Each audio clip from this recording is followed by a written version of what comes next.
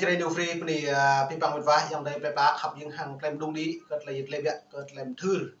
còn mày mồm á lại hình mong anh hình tràn Việt Nam cất lại pull nuôi cham cất lại lần là hàng dần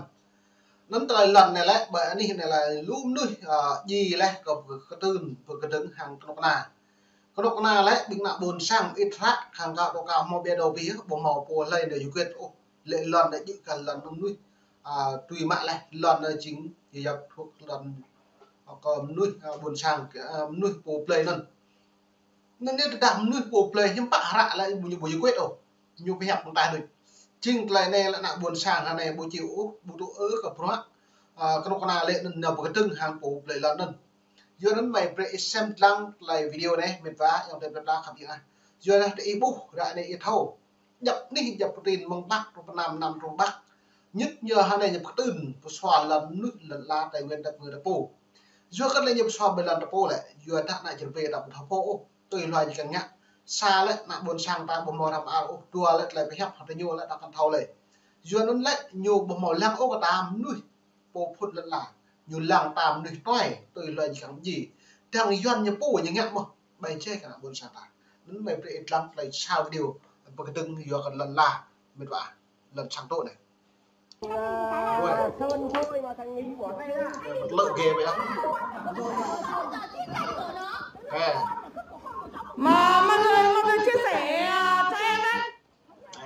bác trưởng đây là nhà bác trưởng đang tranh chấp đất với cả nhà cháu mồ côi bố mồ côi mẹ nhé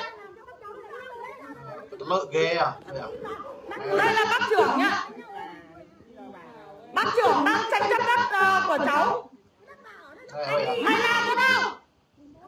anh gì đây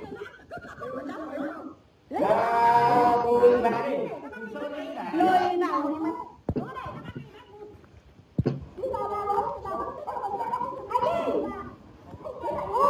mọi người chia sẻ bằng cách trao đổi nhóm cho em là để chính quyền và giải quyết vụ này cho em ấy. Đây hả? Này là lúc với lại một xoa của cái từng cả thằng độc nào là kẹo lên thì lại bởi ạ. Bây giờ cháu mồ côi cả bố cả mẹ, không có ai cả, cháu mồ côi cả bố cả mẹ là không thể nói không được. Bây giờ cái nói đó không có quyền gì, nói đó không có một tí đất. Bây giờ bác trưởng đứng ra bác trưởng bảo là nhà đó không có quyền gì, trong khi đó bà nội nó đã chia đất cho bố mẹ nó từ trước rồi. Mà bây giờ bà nội đó mất rồi.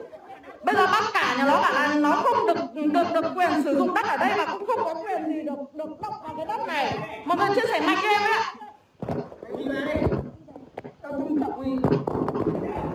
Đây là vợ chồng của bác cả. Lao được bạn này chuẩn vậy không? Là cộng năng ta biết. Cháu thích như thế đấy. Nó là cháu này là cháu. Chị gái cháu chờ cả về đây. Bây giờ chị gái cháu bắt anh để cháu bắt. Còn với tôi đó không được chúng cháu có quyền. Đủ ra ta biết lòng nó là lời là giống ở trên này vợ chồng nhà chúng cháu anh chị em là cháu phải đứng lên đây để bảo vệ cho cháu.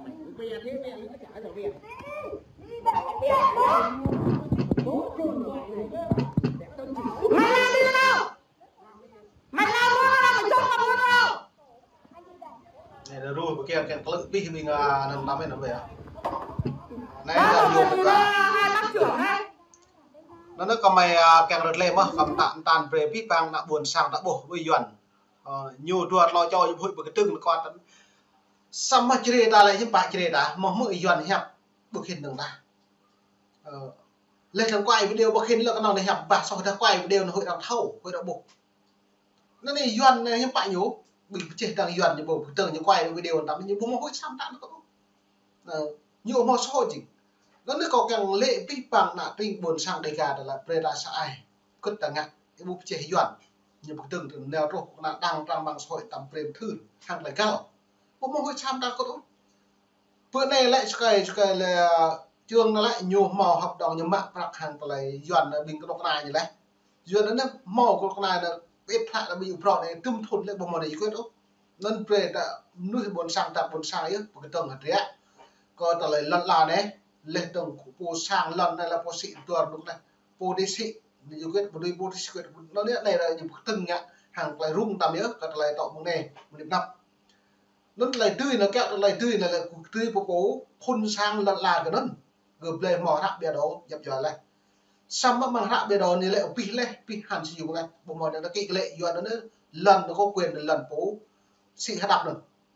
nên nhiều tranh chấp còn lời riêng này về xem mức còn lời lệ bẹo được mày bọc vào keo hay đấy còn lời đấy vô làm một cái buồn này mày làm gì đâu hả mày làm gì đâu mày làm gì đâu tao chưa biết đâu hả tao mày làm gì đâu tao này to hơi về bà to hộp keo hay như vậy tranh chấp đất mọi người ạ. Bác trưởng bây giờ bác trưởng quay ra ông bà nội mất hết rồi, bố mẹ nó chết hết rồi. Bây giờ ông bà nội bác nó quay ra bác nó bảo là nhà nó không có đất ở đây, nhà nó không có quyền sử dụng đất ở trên này mọi người ạ. Trong khi đó đất bà nội nó chia rồi,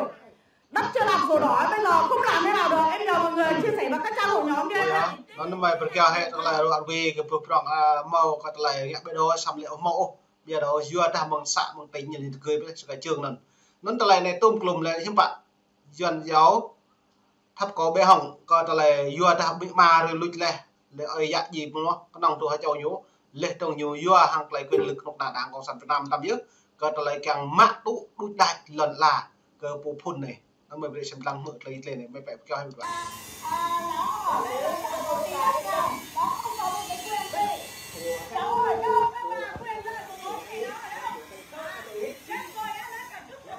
mọi người chia sẻ và các trang hội nhóm đòi lại quyền lợi cho cháu em đấy ạ.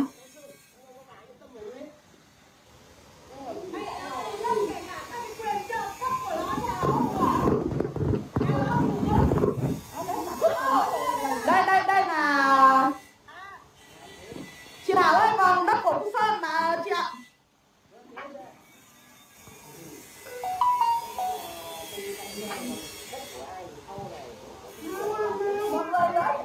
Đây bà này là bà Lục, trưởng họ của nhà cháu đó. Bà sang bà chỉ đất để cho cháu nó làm nhưng mà không cho làm. Đấy chơi, nó đã mất bố mất mẹ, một con bố một con mẹ từ lúc bé. Thế mà bây giờ đứng lên ăn cướp đất của nó đấy, ăn hết cả cứt của cháu đấy. này chia yuan nhé được bạn còn bồi thui cũng tự mà đã đấy là bồi lệ bồi sẽ cho giảm lượng gạt không nà bồi cho là buồn sáng đôi nó nhiều yuan lại quyền lực như nó nhớ kèm mẹ lần là buồn sáng của bố của lại sạp là không gặp nó nhau được buồn sáng nó về kèo bẹ cật này đó về này nó ở trên này được đâu được 3 hay 4 năm sau đó thì nó về rồi Quang Minh nó ở. Mà bây giờ tiền trợ cấp ở trên này bác dâu của nó thu hết cái tiền đấy. Vâng chị ơi, chia sẻ cho em chị Hằng ơi.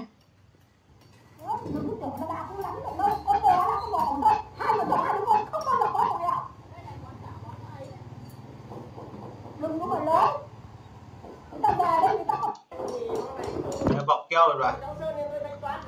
keo thế này Ông của bà nội đó. Bà bảo là chia đất, bà chia đất có quyền đấy, bà nói đi. Vâng.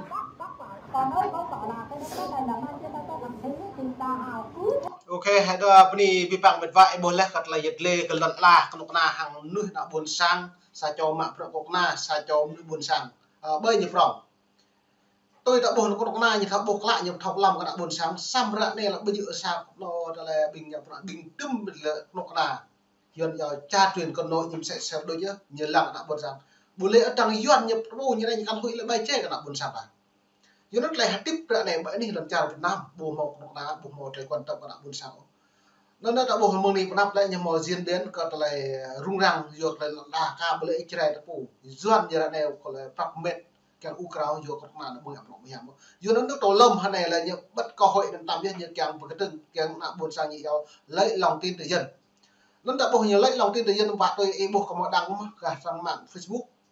còn lại rồi về còn lại tổ lâm nó lại mông này năm ก็เลยก้มนุ้ยยอดห้องตัวคันเบลียนนำปรุงนักบนสางฮิปปี้บอกเลเตอร์เตเตอร์เสมอกองยังก็เลยยังพลิกเลยพลิกโซ่มงนี้ปนับบงหมดเลยปรุงนักบนสางโอ้ยนี่เลยเลเตอร์ตัดเล่าดึงนี่เลยอะไรแคมแตกมันนี้ตัดได้นี่เลยเมา